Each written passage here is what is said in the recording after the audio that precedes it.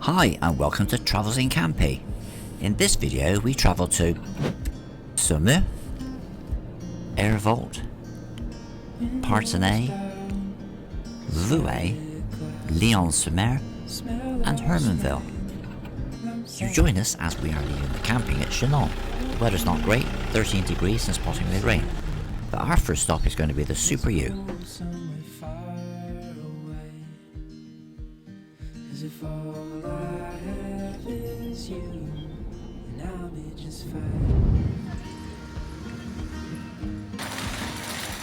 After having stocked up with life's necessities, wine, cheese, coffee and milk, we were heading to our next stop, which was to be Saumur. Nancy the sat-nav wanted to take us through Condé Saint-Martin, but we came to this sign. A couple of camping cars did go through, but we decided against it. So we took the D7 and the D947. It took an extra 10 minutes, but it was legal.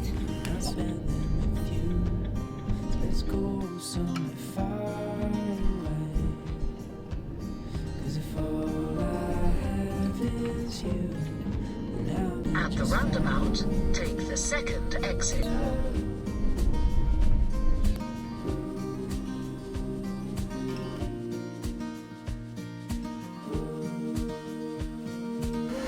This is camping Ile de Offa. It's on an island right in the middle of the Loire. It's a nice site with good toilets, showers, a swimming pool, but the weather was just a little bit too cold for us on this trip, a snack bar, laundry and good sized pitches.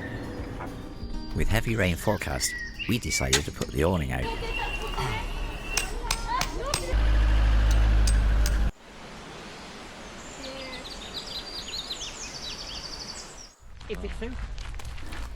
After a bit of lunch, we walked down to the Loire.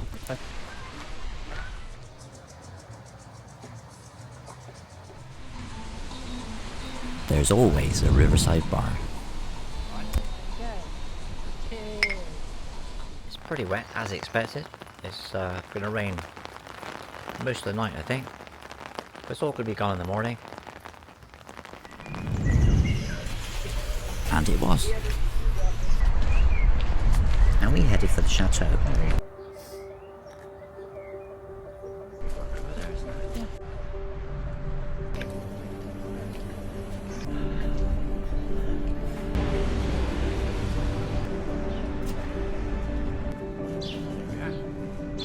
During the time of the Plantagenets, the château was a fortified stronghold.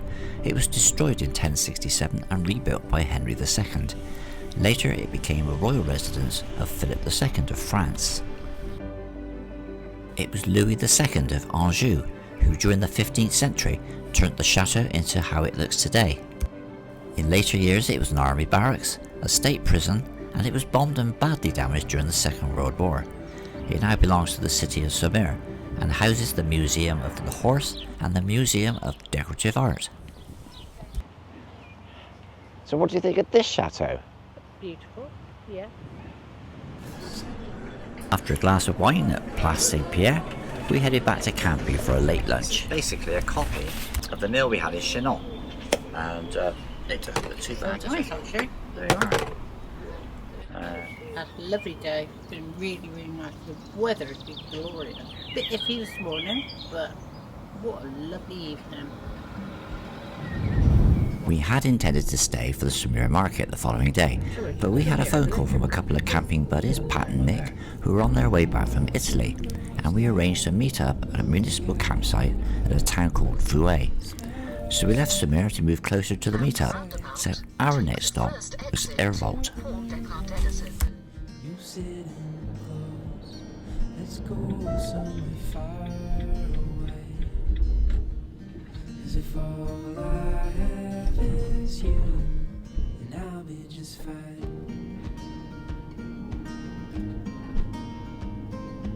Yeah, I'll be just fine.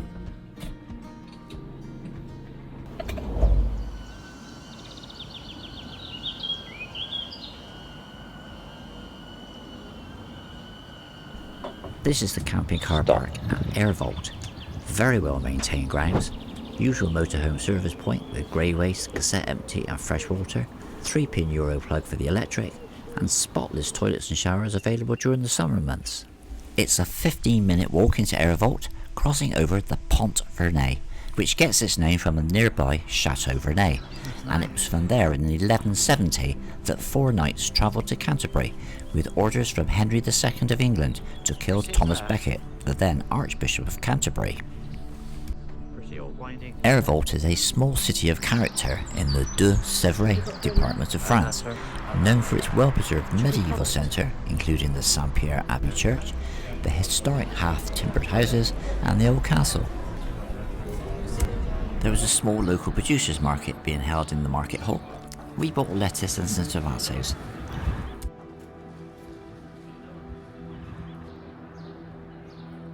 The Abbey Church of Saint-Pierre was first founded as a collegiate church in the late 10th century by Aldar, the Viscountess of Troyes.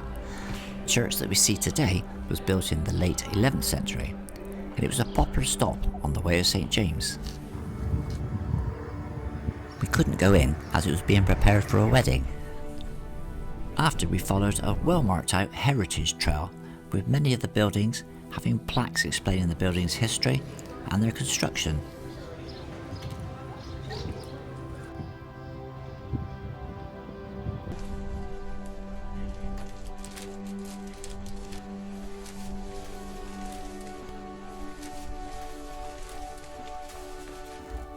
The chateau, now privately owned, is considered to be one of the few remaining examples of 11th century military architecture and was classed as a historical monument in 2007.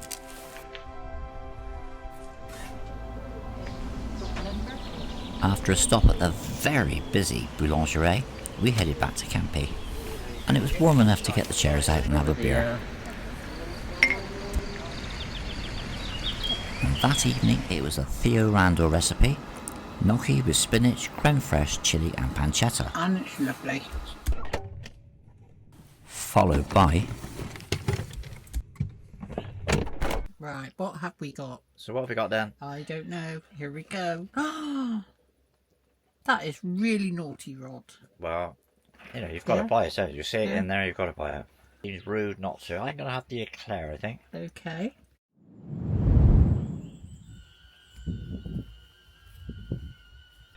We're just packing up and we're heading south, about 30 kilometres to a small town called Parthenay. Should take us about 30 minutes. Well, that's Google, and they usually are a little bit on the optimistic side.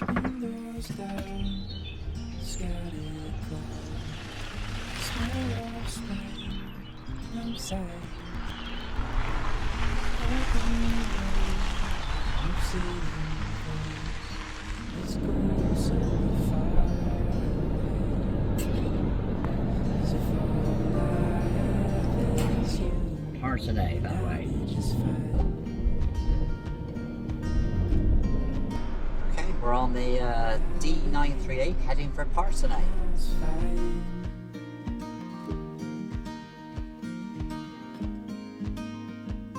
Arriving at Camping Lequavert on the right.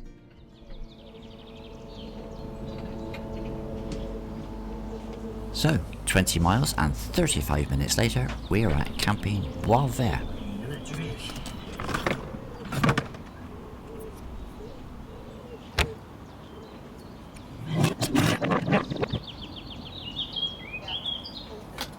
All clear? Yeah? Okay, brilliant.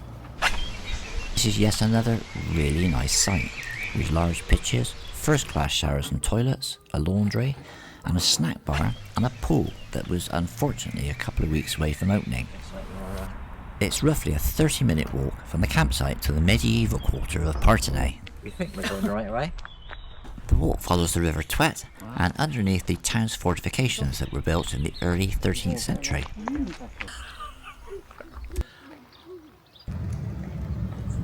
This is Port Saint-Jacques, which was built in the early 13th century, on the route to Santiago de Compostela, the way of St. James, at the northern entrance to the town.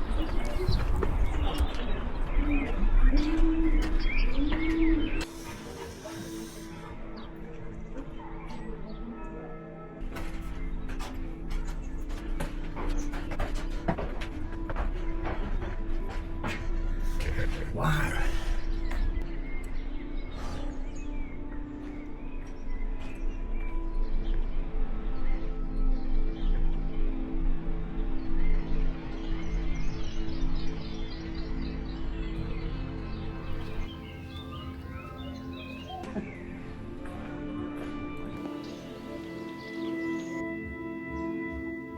This is the medieval quarter of Parthenay, a really well preserved area of half-timbered houses, narrow alleys, etc., which stretch up the hill to the gateway to the citadel.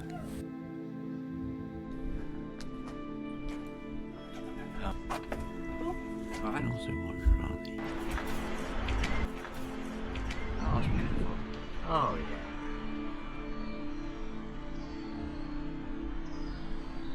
This is the Church of Saint Laurent, one of the oldest in Parthenay, and built during the 11th century. Its two side aisles were added in the 15th century, and the tower was rebuilt during the 19th, and is the highest spire in the Deux-Sèvres department.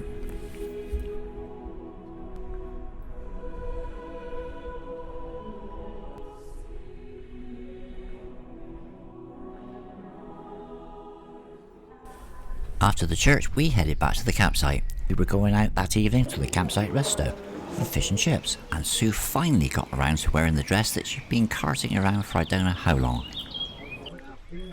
And the fish and chips? Terrific.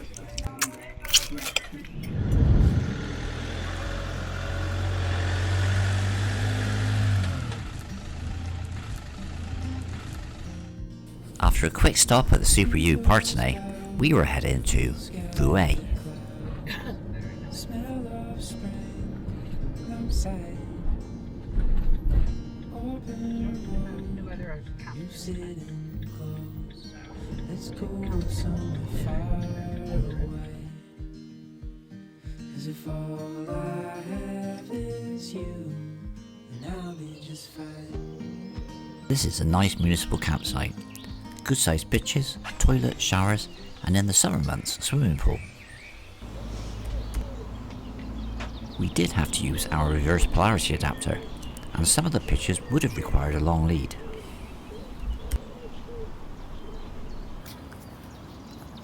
There was no one at the reception, and it was a case of pitch up and pay in the morning. Vouillé is a nice enough town, water everywhere, a hotel, a couple of bars and a pizza outlet. But what it is famous for is the battle here in 507, when the Frankish king Clovis killed and defeated Alaric II, king of the Visigoths, driving the Visigoths into Spain, and it was after this battle that Gaul became Francia and France as a nation began. That evening we ate out at the Cheval Blanc Hotel restaurant. Sue and Pat had what they described as the best burger they'd ever had, while me and Nick had the meat and veg dish, which later translated into calf's brain. But it was very nice, and followed by the dessert, and with wine and soft drinks, the bill came to €114. Nil point. No sins in this. It was Wednesday, June the 11th, and we decided to head for Parthenay after I had mentioned that not only was it a very nice town with a very nice campsite, but there was also going to be live music on the Friday night at Coupe Gorge, a bistro bar and music venue. It was cutting it a bit fine as we were booked into the camping car park at Lion-sur-mer on the Saturday night. You sitting close. Let's go somewhere far away. We're on the N149. It's a London road. It's you, and I'll be Arriving just at fine. Camping Loire Valley on the right. I'll be just fine. Temperatures had by now shot up to 30 degrees plus during the day. Sue got some washing done, Pat cooked some fabulous food, we played lots of bowls, Not bad.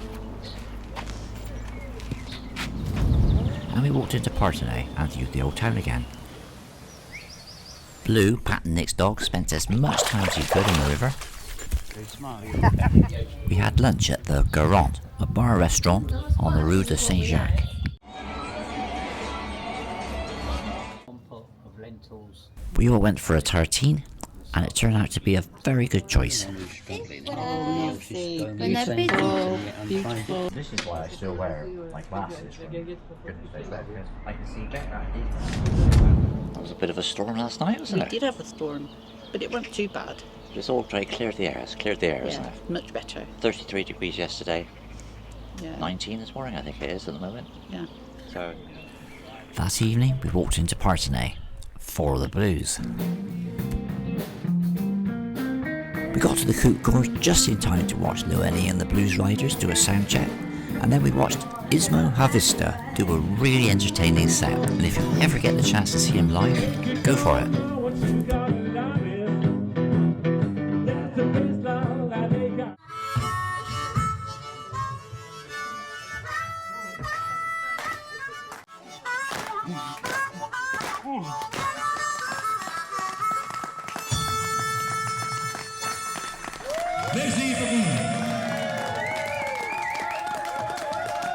Unfortunately, Loenie and the Blues Riders were playing way too late for us, as we had a long drive back to Normandy the following day. Oh, I see him, where he's dipped his tail in the paper.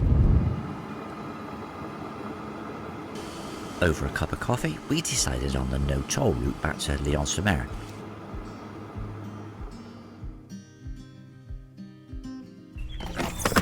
So after doing the loo, wrapping up the lead and saying bye to Pat, Nick and Blue the dog, we were driving north.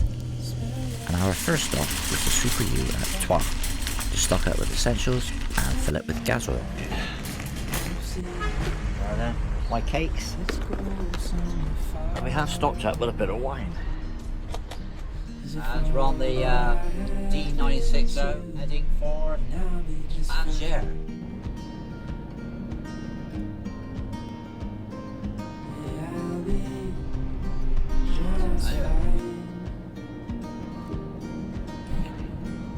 Well, we made it back to Caen. Just, yeah, don't concentrate. Heading for the western shore, where the sun is slowly fades. Days are full, now spending with you. Let's go so far away. 'Cause if all I have is you, now then He's got it.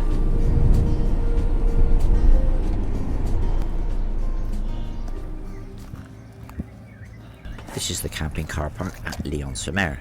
It's right in the middle of town, 50 metres from the high street and 200 metres from the seafront. Some reviews say it's a noisy stop, but we've never found it to be.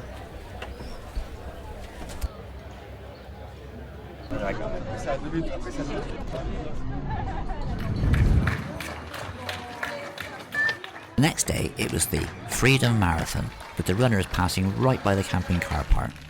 We watched the main group go past before we walked 5 kilometres into Ouistreham.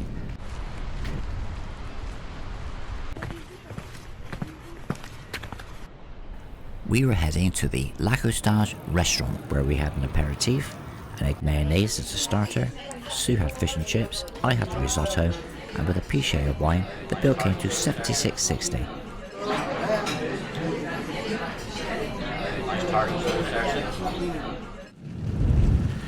Now, I had got the ferry date wrong, and we couldn't get another night at Lion-sur-Mer, so we were heading just up the road to Hermanville for our last night in France on this trip.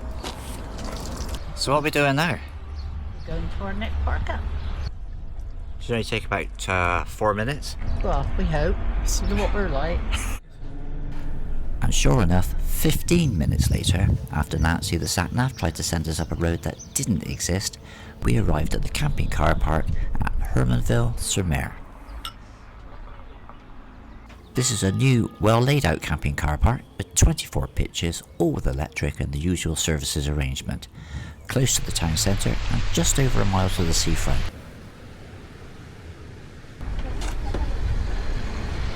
On June the 6th, 1944, Hermanville was part of Sword Beach, one of the D-Day landing areas, and Hermanville was liberated by the British 3rd Infantry Division later that day.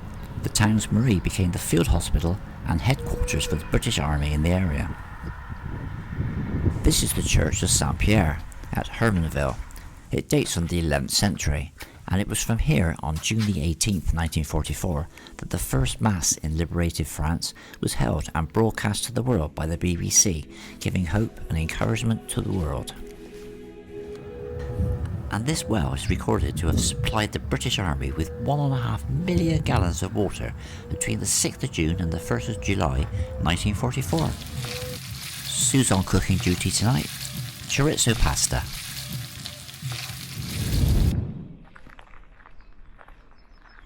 The 17th of June, and it's a beautiful day as we leave the camping car park at Hermanville-sur-Mer. From the seafront at Hermanville, you can watch the Brittany ferries come in and out, and today it's our turn.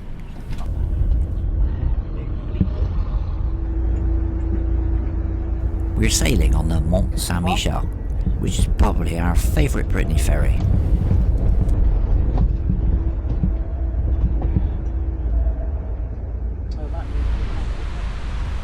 It's a 6-hour crossing, a shower, several games of skip-bow, and a meal in the self-service restaurant. It's always good to see the Isle of Wight come into view.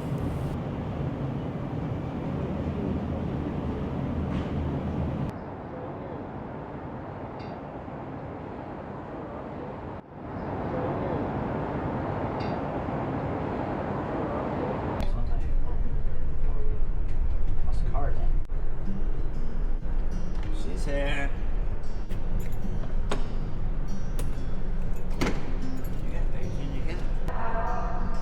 We were almost last off the ferry due to a technical issue with the car deck above, but on the plus side, we didn't have to queue up at passport control. Open road, you sitting close. Let's go somewhere far away. As if all I have is you, and I'll be just fine. It's been a long day. Thank you. And our very last stop on this trip was Port Solent Marina. A huge thanks to the management of the marina for allowing campers to park there overnight.